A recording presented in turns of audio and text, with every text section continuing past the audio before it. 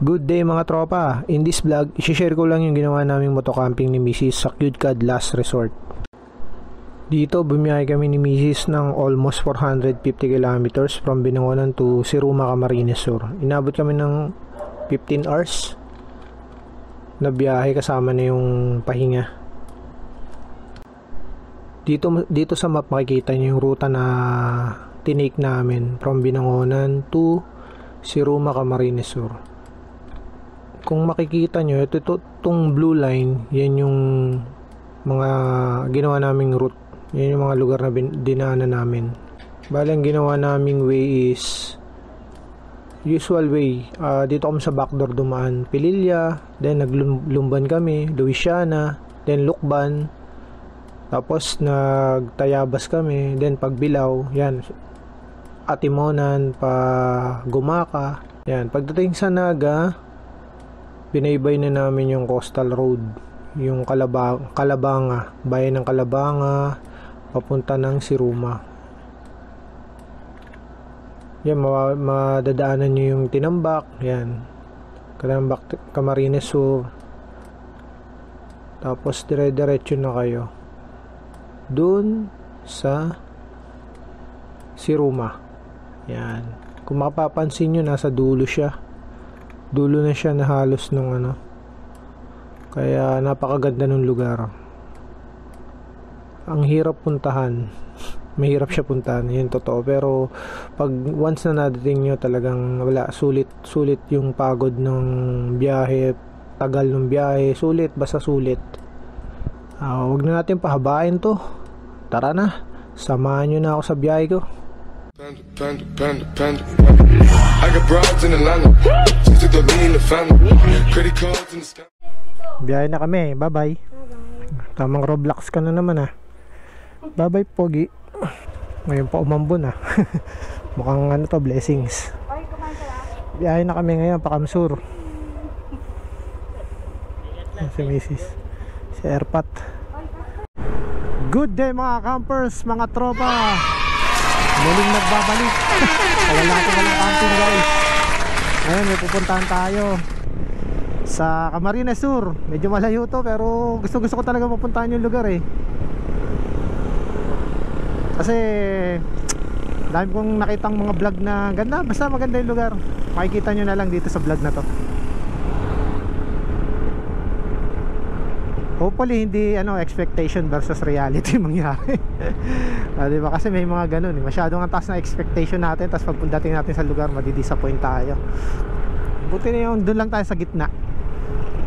Hindi super mag-expect tayo ng ganun talaga yung makikita natin. Pero isa lang ang alam ko, mapapalaban tayo sa rough road tsaka sa putek. Sa mga putek. Medyo madilim pa. Time check 8:34. Galing kami ritong Binangonan. Kasi nakita ko sa Waze 10 hours ang biyahe eh. Pagka ganun nagpa-plus 2 ako. Siguro mga 12 hours talaga namin mabiyahin to. Kasi titigil-tigil ka pa eh. Bale may ka-meet up tayo. Isang kasama natin, kumpare ko rin. Magkikita kami sa Pagsanan kasi from Calamba, Laguna rin siya manggagaling eh. Doon na kami magkikita sa Pagsanan. Medyo madilim pa naman, wala rin kayo makikita eh, lagi naman ito rin yung ruta ko. Kaya update na lang mamaya pagka maliwanag na. Okay na, hindi ko na naibuksan yung cam ko kanina, pero dito tayo Pagsanhan. Nandito na rin yung meet up natin. Kaya biyahe na tayo para maaga tayo makarating dun sa pupuntahan natin. Okay guys, let's go.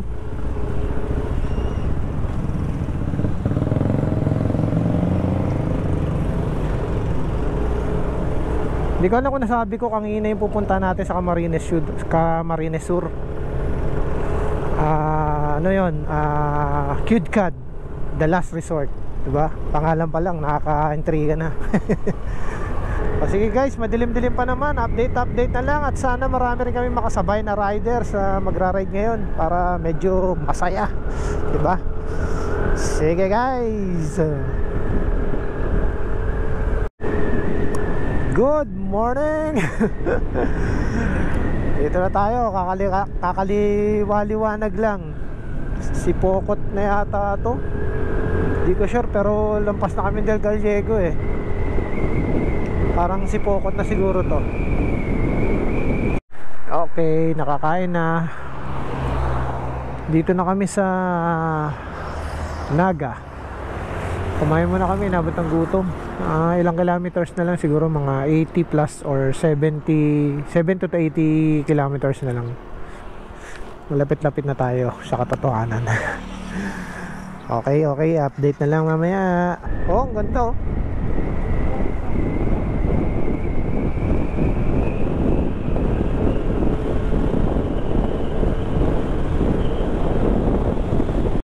Bili muna kami rito ng maluluto kasi kala namin may madadaan na kaming palengke, wala pa pala. Yung si Ruma Market, public market, 8 kilometers pa palang layo. Kaya dito na lang may nabibilan daw dito mga frozen na manok, baboy. Malapit na to.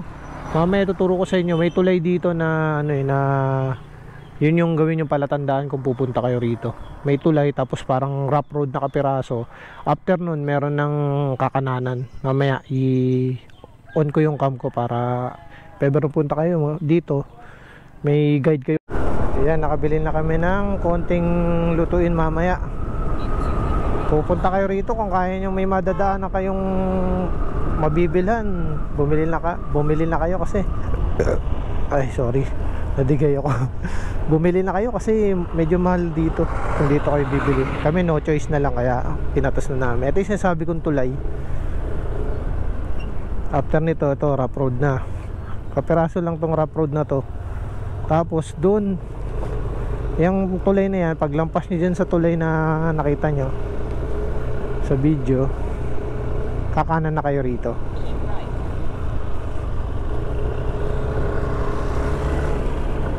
Yan. Ito pala tandaan, nakakanan na kayo.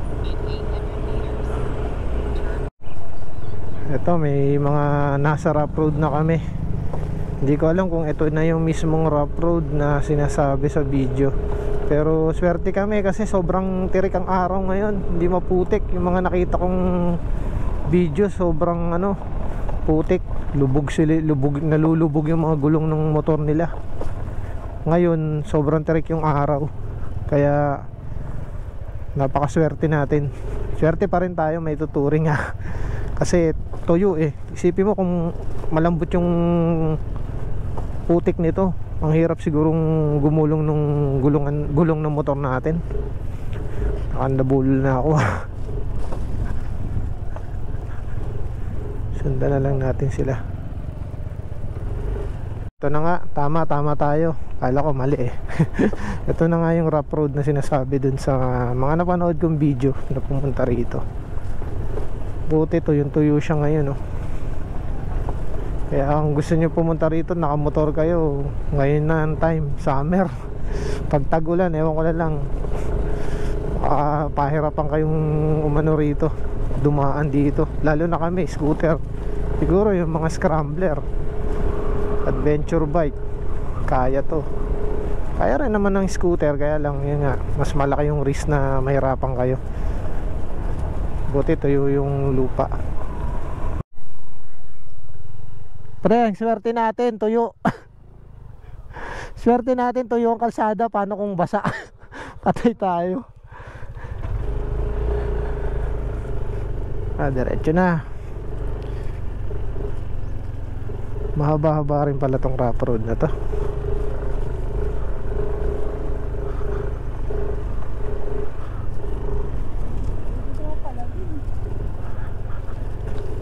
Pit na sa katotohanan.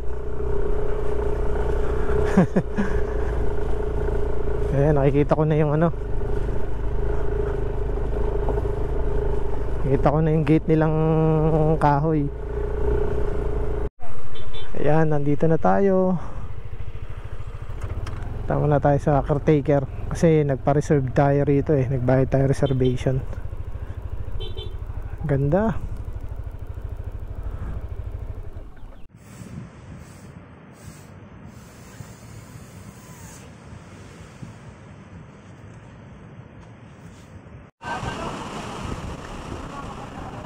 Yan, kadadating lang namin. Sorry. Ayan, kadadating lang namin kanina. Medyo pagod kami. Hindi ko na na-vlog yung pagse-setup namin. Pero all goods naman, nakapagpahinga na ngayon. Ayan, yung setup namin. Tapos, ganda rito, puno. Ayan. Tapos, ito yung ano, dagat. Diba? Ganda.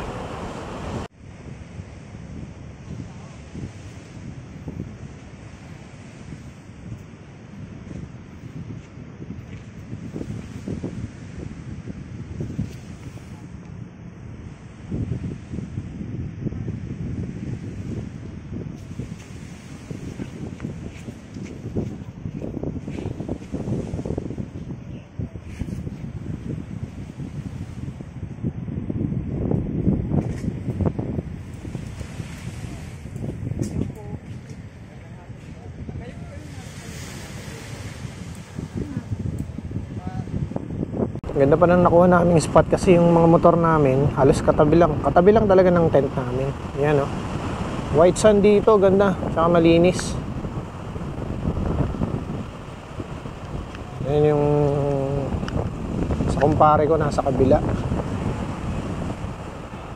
kabilang tent sila. Yan, ito yung setup namin.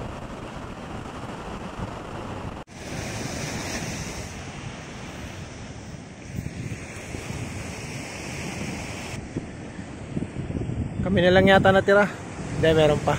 Mga ilang na lang. Tama yung desisyon namin na hindi kami sumabay sa alis ng tao. Kaya ngayon, eto, siguro last 2 days na stay namin dito. Halos solo na namin lugar. Ganda. Sulit yung 400 per head. Walang bayad ng tent pitching. Saan ka pa? Talagyan ka ba to? Tingin ka. Wala, fresh shot na tayo. Oo. Shot.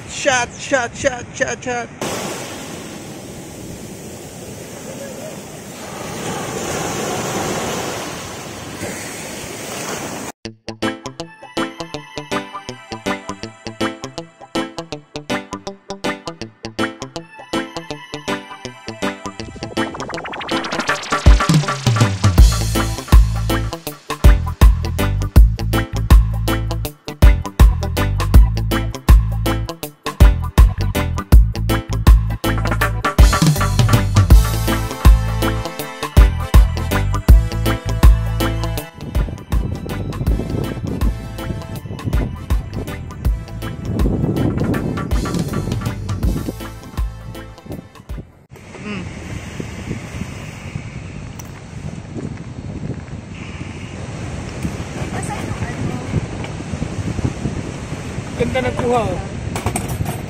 May charge ako, pre. Okay, pre. Pwede ba yan?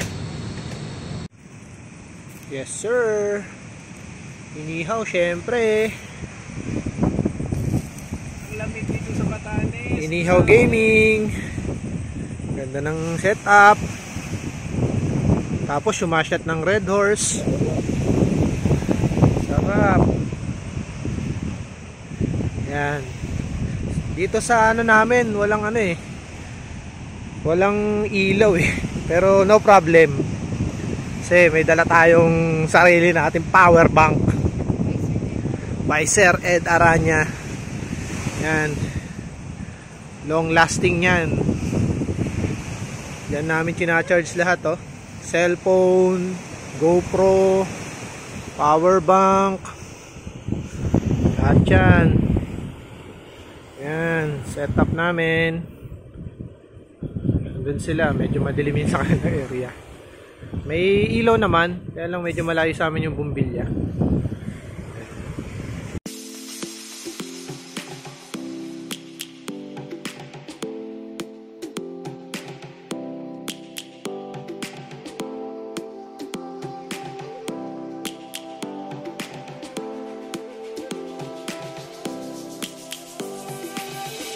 Lions roaring in the morning sun, searching for a longer day.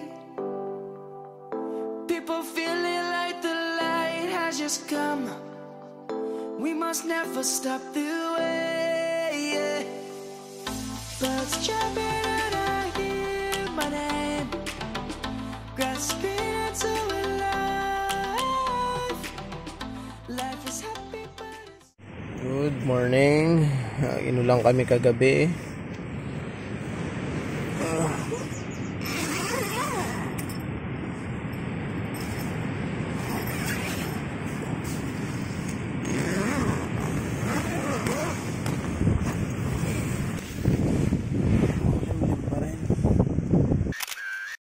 Good morning.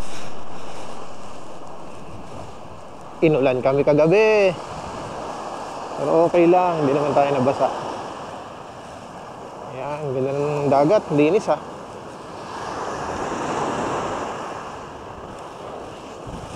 Yung binayaran nga pala namin dito, bale 400 each, 400 per head. Tapos wala nang bayad 10 pinching, bale all in all 800 kami ni Mrs.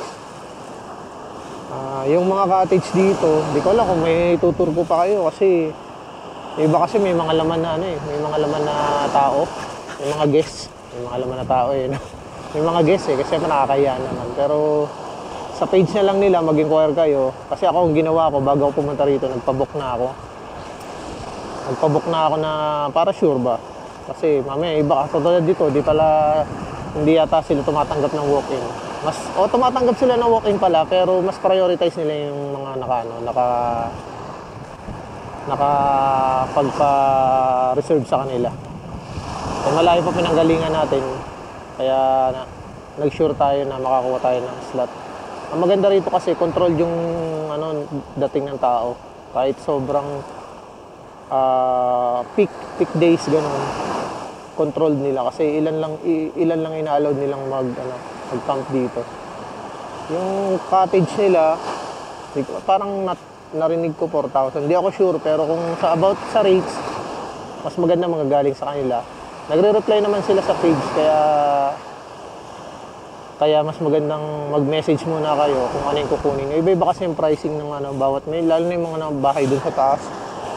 Ayun, kung nakikita niyo yung tinatawag na Hobbit House. Tapos may black house, may brown house na nandito na hindi ko makita. Mamaya akit tayo. Tapos sana yun ang gusto ko mapuntahan mamaya. Umaraw sana. Kaya eto, lalakad-lakad tayo ngayong umaga. Ganitong umaga rito. Sarap. Naglo-low tide din nga pala rito. Naglo-low tide din dito. Pero mas maganda sa kanya compare sa Kalatagan. Mas mahaba yung high tide kaysa sa low tide. Tsaka ang ganda, malinis ang shore. Lagi nilang nililinis yung shoreline nila rito. Eto, yung nakikita yung damo, kagabi yan. Kasi umabot dito yung alon kagabi. Akit tayo dun sa taas. Tingnan natin kung makakapagpa-picture tayo.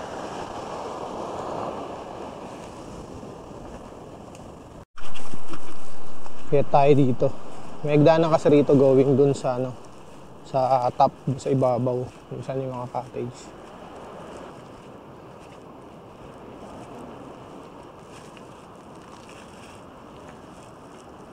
May tao si Sir.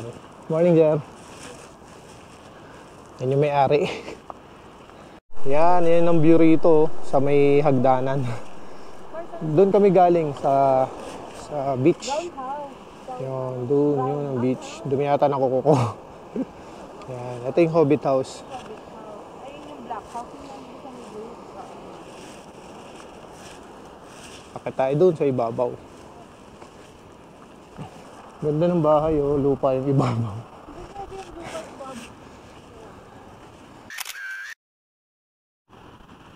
Ito yung black house nila. Yan, yung tinatawag na black house. May tao pa sa loob, di tayo makalapit. Yan ang view dito. Ganda, di ba? Parang Batanes. 150 regular, 150 regular.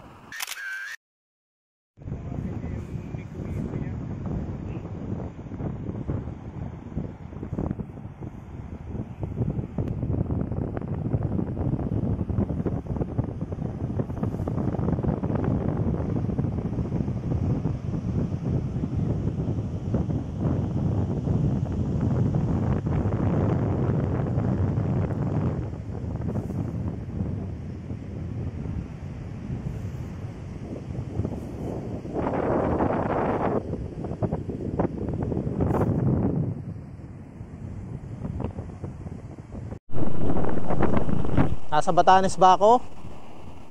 Nasa Dingalan? Hindi, parehong hindi. Nandito tayo sa Kamsur, sa bayan ng Siruma, Kidkad.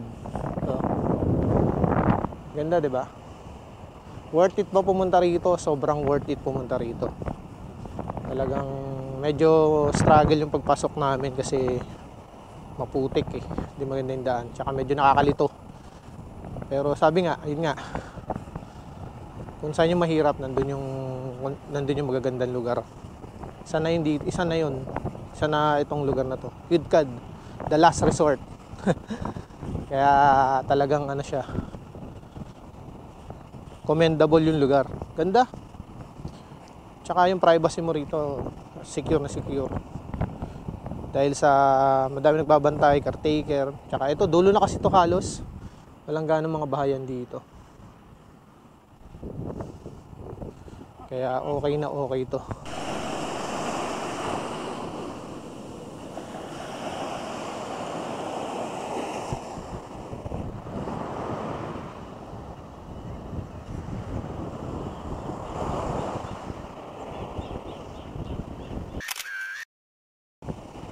Ganda ng buhangin, no? Pinong-pino. Ba? Back sa campsite. Medyo magulo pa. Bakit kami dun sa taas eh. Ayun, mga pinagkainan pa namin. Naman, usual camping, makalat. Pero malinis yan pag alis natin. Pero ito second day. Bukas pa kami uwi pero yung kasama namin baka mauna na sila. Kami lang ni Mrs. ang may iwan.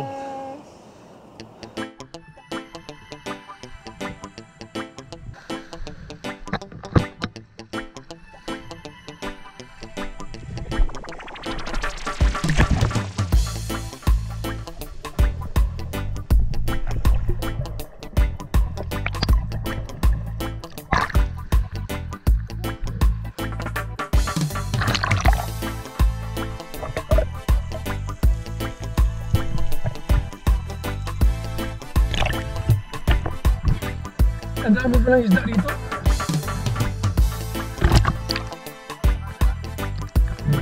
Ito sa buto.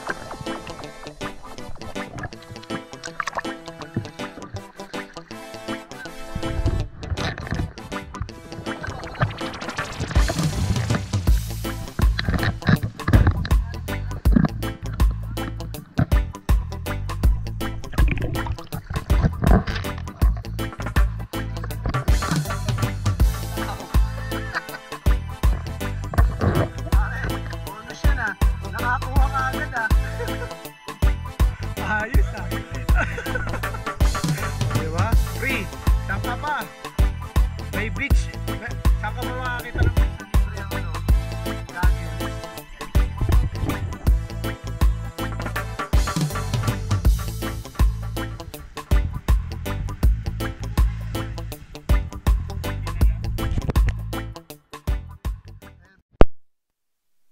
Akit muna tayo doon sa brown house.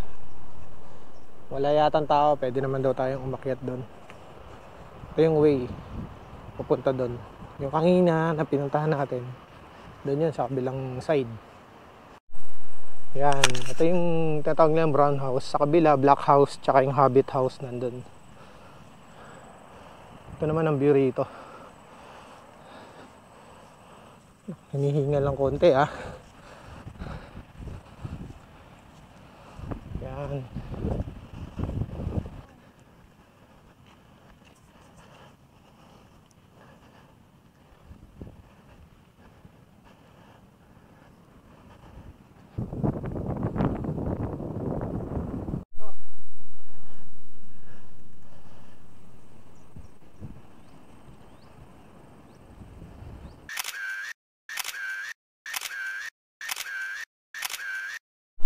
Okay, balik na tayo sa ating campsite. Ang dami nyo pwedeng puntahan dito. Talagang malilibang kayo dito.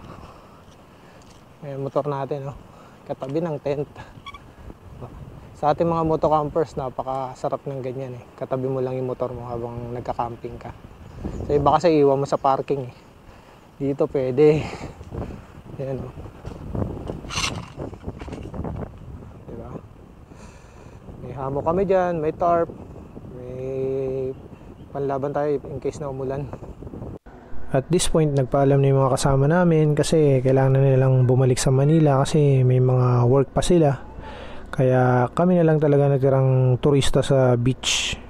As in, literal na kami na lang na solo namin yung buong beach camp. Kaya yun, yung nang ginawa namin dahil kami na lang ang tao sa beach, inano na lang namin, sinulit na lang namin yung oras namin sa pagre-relax. Tapos may konti kaming natirang red doors doon, ayun, sinat namin.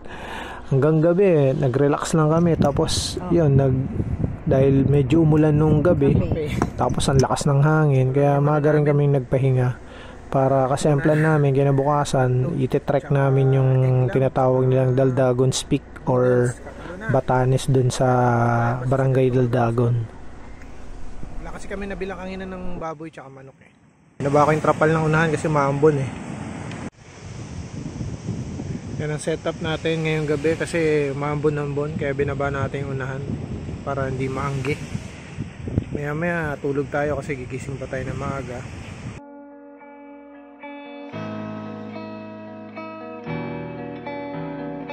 Third day. Pasang hangin. Sobrang lakas ng hangin kagabi. Natumba yung mga ano namin. Mabuti hindi umulan. Kami lang ang nag-camp. Tapos si kuya, ito yung caretaker. Caretaker. Siya yung inassign na magbantay sa amin ng overnight. Ang maganda rito kasi pag nag-overnight kayo, merong isang caretaker na i-assign sa inyo para bantayan kayo. Eh si kuya, natutulog pa siya. Yun siya. Nakahamok siya. Kaya safe kayo rito eh. Lalo na kami siguro, kami lang yung nag-camp. Kaya dito na siya sa malapit sa amin ng konti. Para mabantayan niya kami. Kung may mga kailangan kasi kayo, pwede niyo sabihin sa kanya. Security check dito. Maganda.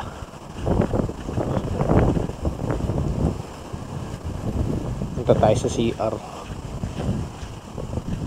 CR nila, yan. Ito yung CR nila.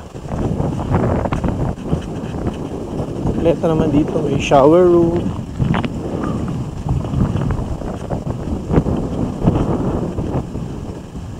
Linis naman CR nila. Yan. Lababo. Yan. Ito CR. Yan. Medyo mabuhangin pero good naman. Yan. Ito CR ng lalaki. Yan, may bidet. Yan, malinis naman. Yan, gumagana naman yung bidet. All goods. Ito yung lababo nila. Tapos sa other side yung kanilang shower room. Ito na yung mga kayak. Tsaka surfboard na pinaparenta.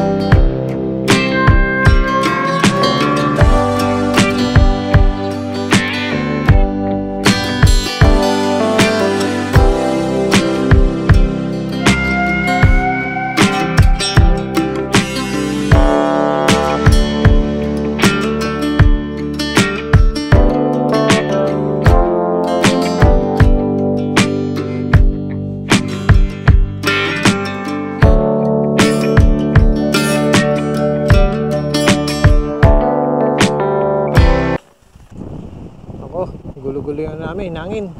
Mas ng hangin.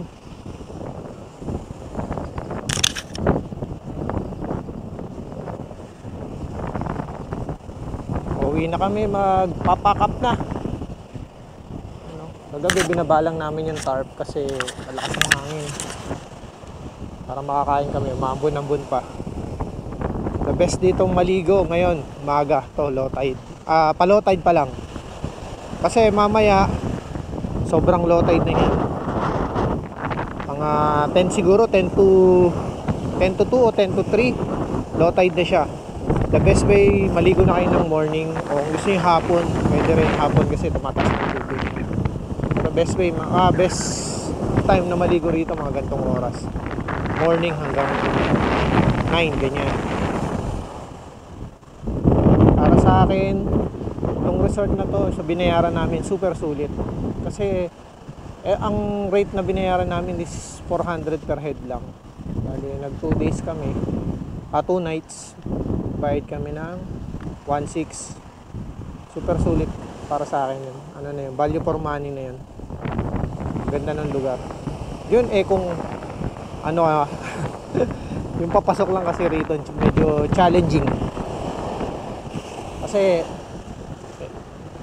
nakita mo yung daan, talagang rough road eh. Kaya siya ng mga kotse ng mga 4 wheels, yung mga advisable mga 4x4. May nakita akong van kahapon nakapasok pero parang nahirapan sila eh. Kaya para safe, pupunta kayo rito nakasasakyan 4x4. Pero motor, kaya rin naman. Wag lang sanang uulan. Mahirapan kasi kahapon swerte kami. Kahapon nung isang araw nung dumating kami, sobrang init ng araw, tirik talaga. Tuyong-tuyo yung daan kahit na mahirap rough road. Hindi siya maputik. Kaya lang pag umulan, yun doon talaga mahirapan kayong makapasok dito. Tsaka si Waze, tinuturo naman ni Waze. Kaya lang medyo paiba-iba, hindi accurate. Kaya the best talaga, pagka pumasok kayo rito, magtanong kayo sa lokal. Kilala naman yung lugar. Para talagang mabigyan kayo ng direction na tama. Yun lang, at dito ko natatapusin ang aming vlog. Sa rates naman, I'll advise na message nila sa mismong page nila. Cudcad, last resort. Hindi ko na siguro may bablog yung pag-uwi namin kasi mahababang biyahe to. 12 hours ride na naman to. Pauwi ng Binangonan ng Rizal. Sa mga hindi pa nakapag-subscribe, subscribe na lang kayo sa channel ko. Although, bibira lang ako makapag-upload eh. Hindi pa tayo makapag-concentrate talaga sa vlogging na ginagawa natin. Pero soon, siguro. Bye-bye!